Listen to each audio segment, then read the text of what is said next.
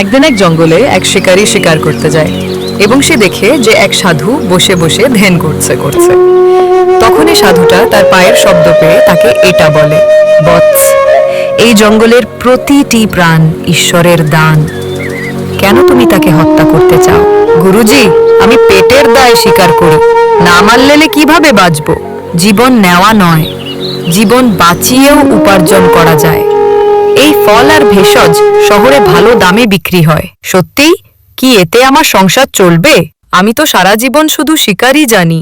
মানুষ চাইলে সব পারে। তুমি শুধু একদিন চেষ্টা করো, আমি পথ দেখাবো।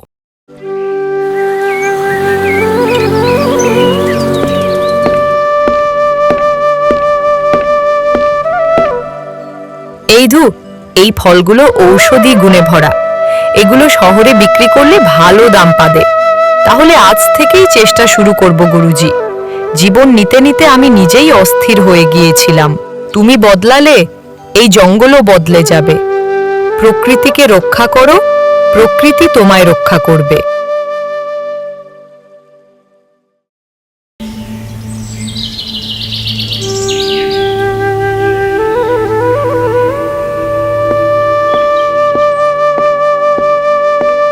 বাহ, কাউকে ক্ষতি না করেও মন ভরে যাচ্ছে, এটাই আসল শান্তি।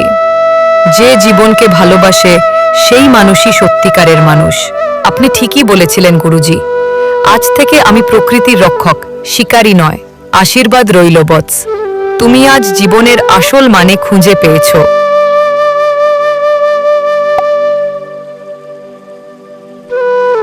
এভাবেই শুরু হলো শিকারীর এক নতুন জীবন এবং রক্ষা পেল জঙ্গলের অনেক পশু পাখি।